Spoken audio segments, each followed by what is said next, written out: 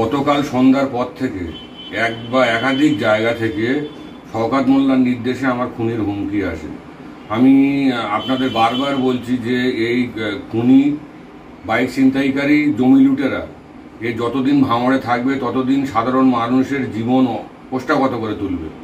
তাই ভাঙড়ের আপামর সাধারণ মানুষের কাছে আমি আবেদন করব, যতদিন না জেলার সাংগঠনিক পরিবর্তন ঠিকঠাক হচ্ছে ততদিন না এদের ডাকে কোনো মিটিং মিছিলে যাবেন না। এবং যারা এই সমস্ত হুমকি দিচ্ছে তাদের মধ্যে 80% তাদেরকে জোর জবরদস্তি করে তাদেরকে দিয়ে এই হুমকি ভিডিওগুলো ছাড়ছে। এবং আমি ভাঙড়ের সাধারণ মানুষ, মা বোনদের কাছে বলবো যে কলে, কারখানায়, রাস্তাঘাটে, যেখানে সেখানে এদের মতো লোক যারা যাবে তাদেরকে ধিক্কার জানান, প্রতিবাদ জানান, গর্জে উঠুন। না তো আরও বহু মানুষের জীবন এই ভাঙড়ে যাবে। রাজ্জাক খুনে করার পরে এরা যেভাবে উৎসাহিত হয়েছে এবং আসামিগুলোকে ছাড়া পেয়ে গিয়েছে, তাতে করে আগামী দিনে আরও খুন মার্ডার করতে চাইছে। তাই সবাই মিলে একসাথে ভাঙড়ের মানুষের কাছে আমি অনুরোধ করব, আসুন একসাথে এই খুনি সন্ত্রাসবাদীর বিরুদ্ধে আমরা গর্জে উঠি। গতকাল সন্ধ্যার পর থেকে এক বা একাধিক জায়গা থেকে শওকত মোল্লার নির্দেশে আমার খুনের হুমকি আসে। আমি আপনাদের বারবার বলছি যে এই খুনি, বাইক ছিনতাইকারী, জমি লুটেরা যতদিন ভাঙড়ে থাকবে ততদিন সাধারণ মানুষের জীবন কোষ্ঠাগত করে তুলবে। তাই ভাঙড়ের আপামর সাধারণ মানুষের কাছে আমি আবেদন করব, যতদিন না জেলার সাংগঠনিক পরিবর্তন ঠিকঠাক হচ্ছে ততদিন না এদের ডাকে কোনো মিটিং মিছিলে যাবেন না।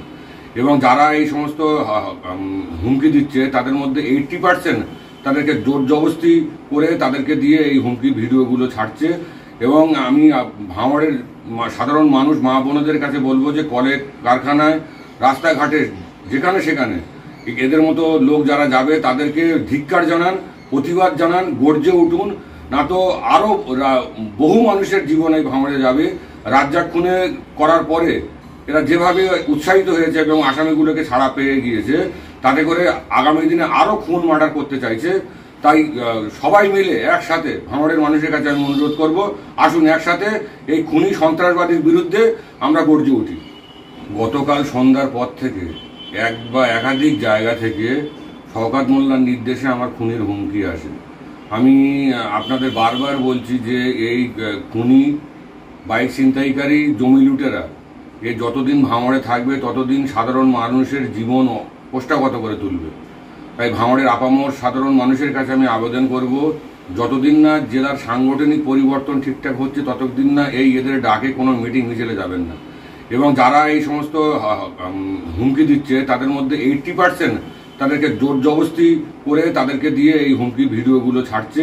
এবং আমি ভাঙড়ের সাধারণ মানুষ, মা বোনদের কাছে বলবো যে কলে, কারখানায়, রাস্তাঘাটে, যেখানে সেখানে এদের মতো লোক যারা যাবে তাদেরকে ধিক্কার জানান, প্রতিবাদ জানান, গর্জে উঠুন। না তো আরও বহু মানুষের জীবন এই ভাঙড়ে যাবে।